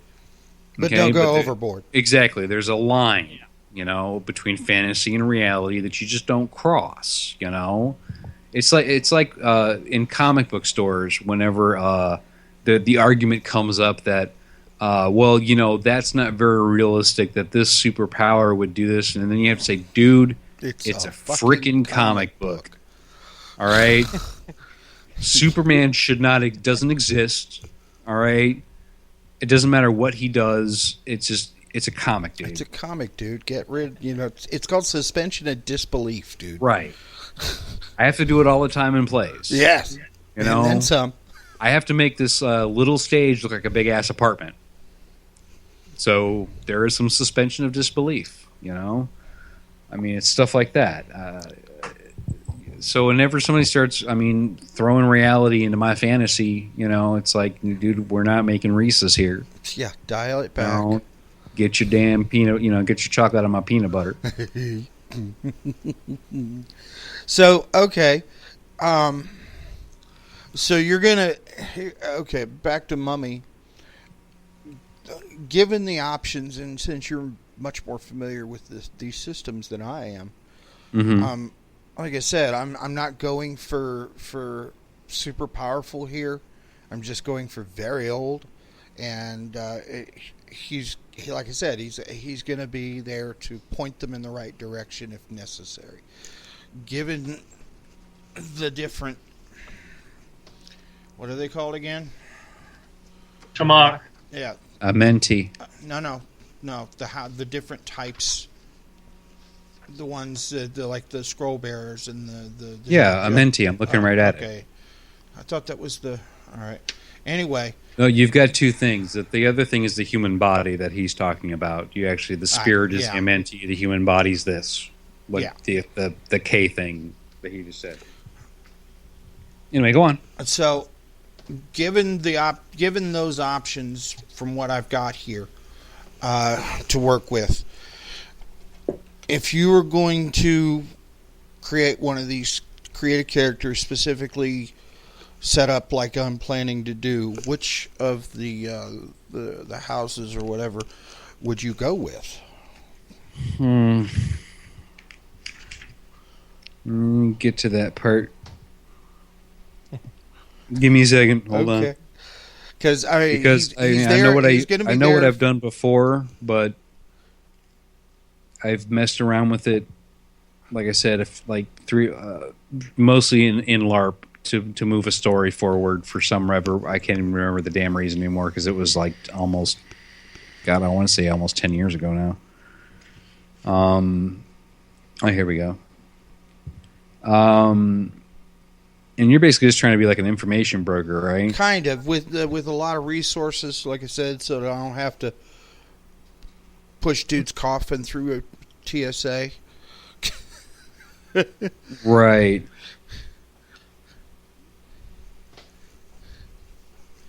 Because I don't expect this game to stay in the same city. It's just not going to not work out that way. And expecting all of the different... Well, one thing that would be helpful for what you are talking about would be what's called the name is Sakamu, but they're called the Spirit Scepters. Oh. They make stuff. They make magic stuff. Oh. So if you wanted to make little magic coffins to get dudes through, TSA, those are the dudes to do that with. Yeah, but no, what I was thinking about was having the resources to have our own jet, so that we won't have to go through TSA. Put 5 dots in resources. That's what I was thinking. I mean, come on, dude. That's a no-brainer. But as far as like what type of dude to make, what type of no. mummy? I was just that's what I was. I can do most of the rest of that. I was just going to say which of these particular groups would be the best to use for that. Well, that's why. Yeah, thank you. You're welcome. Do a Spirit Scepter, because then you can make cool stuff. Yeah. Like here's a cool steak. Go kill that guy. Here's something else you can sit there and do and go, so you're hundreds of years old and you're so much more powerful than me.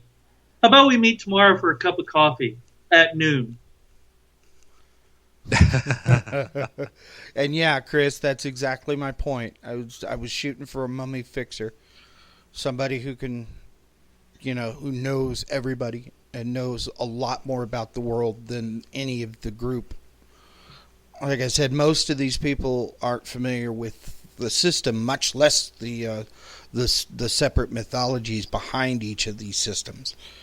I got people wanting to play werewolves, vampires, etc., but of course none of them have actually read or picked up the book. So they really don't know a lot. All they know is what they've seen on movies and shit. And I'm like, yeah, well, you might want to go ahead and just forget that crap right away. Because most of these... perfect. They can play like neonates and pups and everything, and they're not supposed to know anything about the mythology. That's what we're hoping for. I'm not expecting anybody in the game. Nobody's going to come in and go, "Hey, I want to be all-powerful elder," but I haven't read the book. Yeah, exactly. And I said, I went over. One of the folks wants to play a vampire, and I showed her the book. I took it over there the other day, and I said, "You need to go ahead and start reading the PDF I left you." I said, and pick a clan to start with, and then we'll worry about the rest of it later. But I said, that's the first. If you're gonna play a vampire, go ahead and start reading each of the clan descriptions, and see what jumps out at you. And that way, she can get the idea that they're not all Dracula. They're not all fucking sparkly. They're not Lost They're not Boys. sparkly, period. Yeah, vampires do not sparkle. God, I know. sorry. That'd be I an want to choke that presence. bitch. I have no idea where the fuck she got her ideas from, but I just want to hurt her. Yeah. Not literally. Of course, I just get very aggravated with that whole setup. Well, I know you get very just a passionate story. about how you speak. Passionate. I know. The last time vampires were done well in popular fiction was Anne Rice. Yeah. And oddly enough, each What of do you those have against Blade? characters, well, Blade's good too.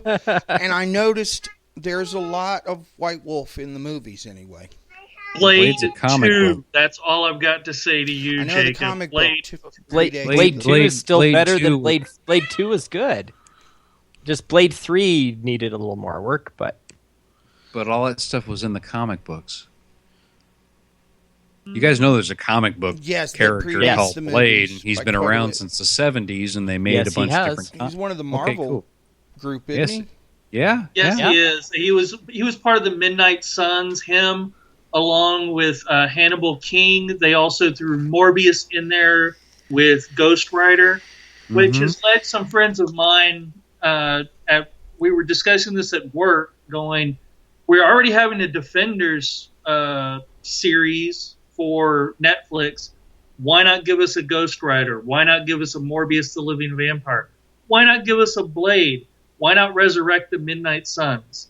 It'd be great. They already tried a Blade TV series. It wasn't very well. No, it did not do well. Appreciated. It sucked because it was like on HBO. Well, so they also made a Spider-Man TV series. It sucked, and That was in the 70s. Captain America had a clear shield and a motorcycle, and that was horrible.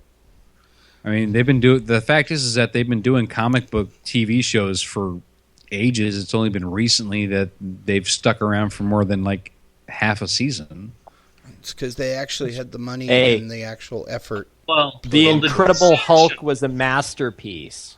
What are you talking about? I It's don't only No. Batman from the 60s. That was pure genius. Yeah. By the way, they're making an animated movie with Adam West, Burt Ward. Heard about that. I know, that's so funny. And you know what's really hilarious about it?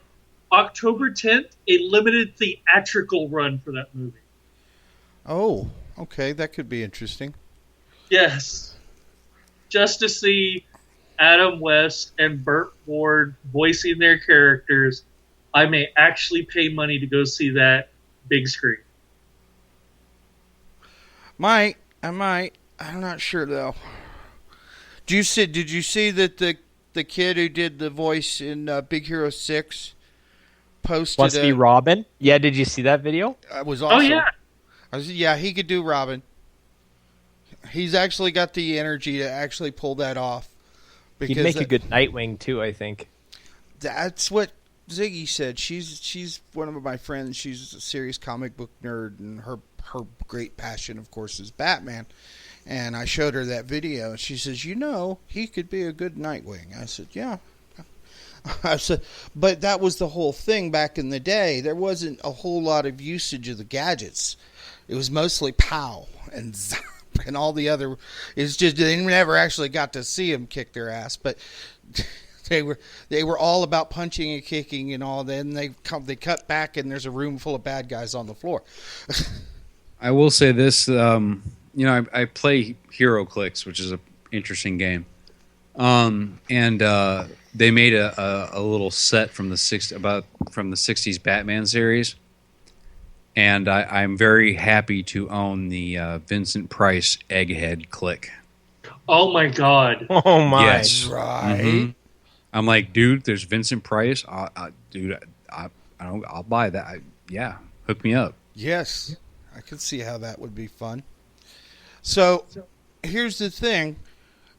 Do you think I should use the resurrection stuff, or should I go with the cursed and actually use a 5,000-year-old mummy instead Go of... with the no. Maybe the curse is...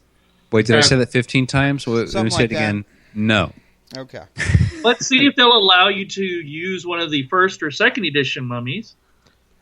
There's a flaw you can take in Mummy the Resurrection where you are one of the second edition mummies still. Oh, There you go. okay. That you didn't actually show up to get the full resurrection spell cast on you. The new new one. spell of life. Yeah. Lesser resurrection 3-point flaw. Oh, okay. You do risk dying permanently, though, if you fall to incapacitated. But other than that... All right. See, now that's the thing. I'm trying to keep him around because, like I said, some of these guys can be a little bloodthirsty. And they have no problem turning on a party member. I'm waiting to see how that's going to go over during that game, especially if somebody decides to play a demon. Ooh. Yeah, it's an option. The only option that I have suggested that the storyteller rule out is changelings. None of the people I'm familiar with would want to play a changeling, so I don't think that would be a problem. But Victor disappointed in you. I bet If he he hears this, he will be disappointed. Yeah, he will be. But I'll play the what new was changeling. what was their version of the end of the world? Oh, I don't want to go downstairs and get that book. Yeah. Yeah, well, it's on the bookshelf beside me, but that'll get us way off track. So Yeah, I mean, talk that's about a Mummy. whole Oh, book. so in trivia thing here, for those that have Mummy the Curse, is if you get what is it, DC by Night or Washington by Night, the supplement for Mummy the Curse. Mhm. I am in there as an NPC because I was Really? in the Kickstarter for Mummy the Curse, and the strata that I got is I sent them in a headshot, and they used my face as one of the NPCs, Oh, one how of the cool is that? one of the mummies in Washington D.C. That's way hip, dude. Yeah, Right That's on. actually you got job. got your little piece of canon. How about that? I did. Well, because I missed out on getting that for V20. And so, yeah, Mummy the Curse was the next Kickstarter, and I'm like, I can't, I got to do it. I mean, that's just. Which one? Because So. I have the book open right now. Oh yeah, Yeah. I can't remember his name. He's a doctor of some kind. I can't remember the character's name off the top of my head. Dr. Timothy Galbraith. Possibly. He's got like Alfred Einstein hair and sunglasses. Yep, that's him. I'll be darned. That's me. How Page cool is that? 74 if anyone's interested. So, how many supplements did they do for Mummy? The Curse? Yeah. They've got 1, 2, 3, 4, 5. 5 supplements currently. Currently, Yeah. but they're not going to be doing any more for that for the New World, are they? Why not? Well, here's the thing is, like, with Changeling the Lost, they fully intended on giving them 5 books. That was it. But Changeling the Lost was pretty popular, so they go, well, here's one more. And one more. Okay, we're done. Yeah. So they may do the same thing with Mummy. They may throw out some books, and if they either get a large popular, they get a large positive response, or if they just go, well, shit, we forgot rules for such and such, they may get more than just the 5. Oh, okay. So they are planning to continue that line as well. Yeah, because, well, it was post God Machine Chronicle update, so they'll probably do it. No, was it post or was it pre? No, it was pre God Machine Chronicle. It was pre-God Machine. It was yeah. pre because Yeah. I LARPed it for a while. Yeah, so what they're planning on doing is all of the lines that were released prior to God Machine Chronicle, they've been redoing the rules, re-releasing them, and also giving a Chronicle idea. For Vampire, it was the Strix were an enemy. I'm really excited about Hunter the Vigil 2nd edition because with that, they're doing a slasher Chronicle. Yeah, I loved the slasher supplement, so I can't wait to see what they do with that 2nd edition. Yes. Slasher I've never heard anyone talk bad about that supplement. I mean, when you've got a book that says, hey, you want to play Hannibal Lecter? Here are the rules. You want to play Jason Voorhees? Here are the rules. Nice. Yeah, it is a really, really sweet book. But it's New World of Darkness, Peter, so I know you won't touch it. Oh, I yeah. don't know, man. You guys are actually changing my mind about some of this stuff. Wait, I'll be what? honest. Did No, you just dead say- serious. You guys, other than Awesome. Vampire, actually, most of this stuff sounds pretty cool. No one rocked the boat on this. Come, Peter. Come, Chronicles of Darkness. See, now I'll then tell you we'd have what, to change I the will whole say, format of the show. I will say this, that in playtest, and LARPing Requiem, there was more political infighting than in any Masquerade game. Really? Why? Because there's like 5 different political factions And in that's the what the same game city. is about. Yeah, it was. Yeah, but Serious. the jihad was an integral part of the old system, No, too. no. This has nothing to do with, this is a completely different animal altogether. Yeah. Yeah, they actually sit there and they came up with a way of making sure that creatures who are primarily social, who fight with their personalities, and they battle it out for politics, they go, hey, let's set up a world where they really can dig down and go for it on a political scale by giving multiple parties. It's no longer Comrilla versus Sabat. They got rid of the two-party system like you guys. They went Canadian and threw as many parties as you could have. Exactly. You got Turtle, Ordo Dracul, the Invictus. You've got different factions fighting it out. So that even though you're all vampires and you're all supposed to be human or trying to be human, you still have problems within the whole thing. And go ahead. I was going to say basically the way it works is that your clan is your like family. You may not get along with your brothers, but your covenant is who you hang out with. They're all your friends. They're all your buddies. They're your group of friends. And could be separate clan. Oh yeah, there's all kinds of different. I mean, yeah, all your clan does is just kind of give you some powers and you know who made you, but you can be a gangrel that let's say you're whoever your sire is of one covenant. You can tell your sire to eat it and join another one. Ah. So clan is not the important thing. The important thing is who you hang out with, and what you associate with is way more important. And yeah, like I said, man, the political oh man. Okay, well, I may have to actually buy the book. We'll see. The costumes costing me silly amounts of money for this.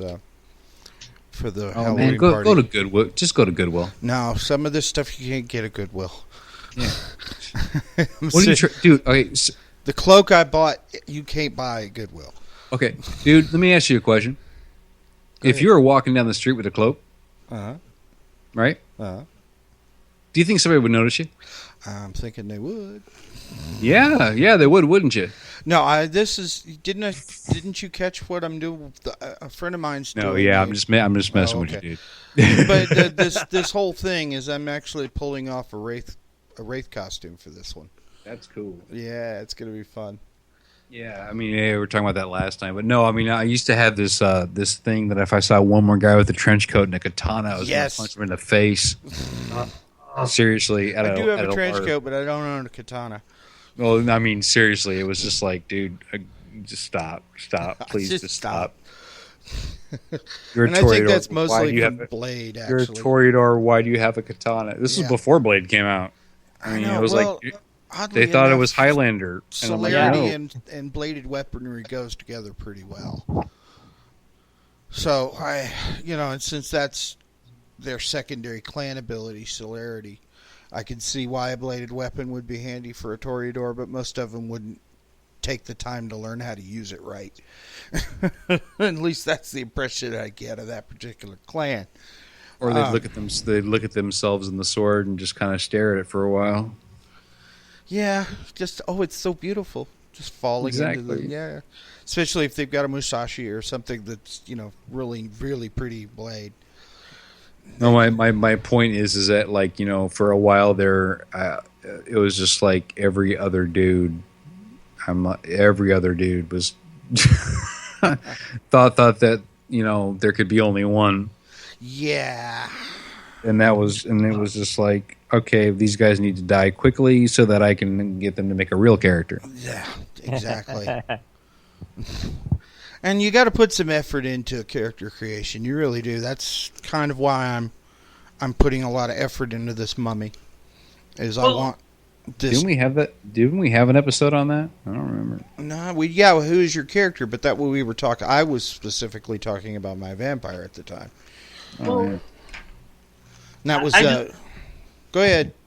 I was just gonna say, we diss hard on the katana and trench coat brigade, but hasn't each and every one of us, the first time you play the game run through your head playing someone like that, even if you go, no, I'm going to scrap this and start erasing the dots on the character sheet and sit down and make a real one. Didn't you consider it the first time you read Vampire the Masquerade? Yeah. Honestly, no. Absolutely not. My Really? my first character was a nun, and my second character was just like some regular Joe who, just kind of tried to figure out why he was a vampire. And my third character was a crooked cop. It never even occurred to me to do the whole trench coat and sword thing. Yeah, especially, I mean, honestly, for me, the first thing I do whenever I make any like LARP character, especially in Vampire, is that I find a costume. Yeah, And but the LARP first isn't real role play, so do what? LARP isn't real role play, so Actually, Oh, wait, no. hold on, dude. What? Oh no! Say you did what? not just say that. You just said that to you just said that to an actor, An actor. not just an actor, but a professional actor. I know. Okay. I was saying it more for Peter. It's not real role Okay, play. wait. What do you If you're mean? ripping on me, that's cool. I can dig that. Yeah, It But- was. It was. Oh, okay, good. All right, That's awesome. all. no, it is. I think it's more role playing than tabletop. It really is. It is because you actually have to improv, and you Yep. have. I mean, Well, actually, what I got going on right now is a bunch of improv guys that want to play. I also would think, because I've done a little bit of LARPing, but I would imagine that on a long term, just on a long timeline, yeah, I would really have to really dig down deep into my character just for what kind of mannerisms would they have? What kind of nervous tics would they have? Because I don't really do that I don't really get down that detailed with my tabletop characters. But I would imagine if I LARPed for a length of time, like once or twice a month, by the end of a year, I would probably be able to slip into my character at the drop of a hat and not even realize it whenever I'm walking around day to day.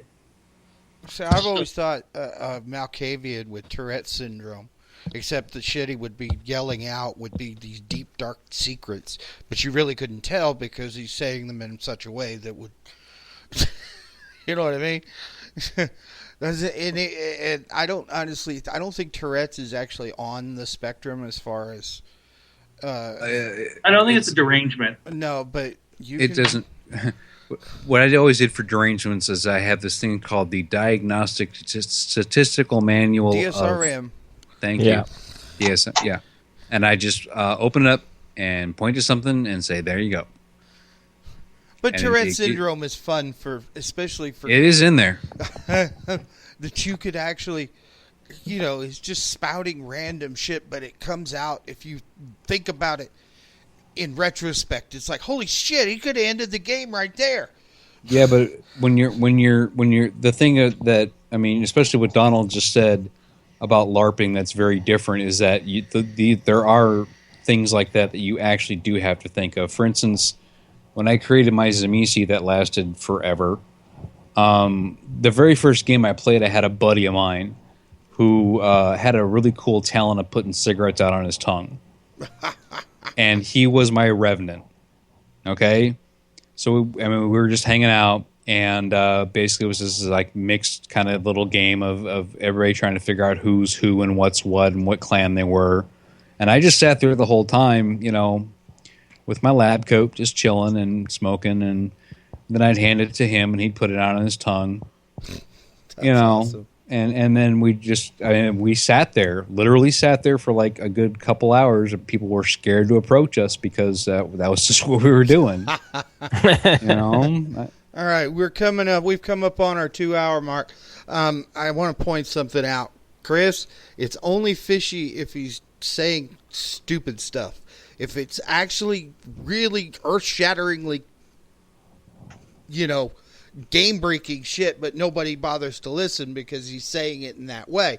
That's not fish milk. I'm sorry, it's not. If you look up what actual Tourette's is, it won't be fish. No, not at all. So, I want to thank our guests tonight, Donnie and Eric, again. Thank you for coming. I appreciate it. Hey, no problem, man. It's beer and rest time for me. That's what I figured. You've had a long day, so we're going to cut this. I also want to thank my co-host, Jacob. No problem. All right. Thank you. You're welcome. And so if you like this, the folks listening in the channel, if you like us, give us a thumbs up, hit subscribe. Most of you people already have. But get the word out. Get some of your friends to, say, hey, you need to listen to this show. These guys are actually fun.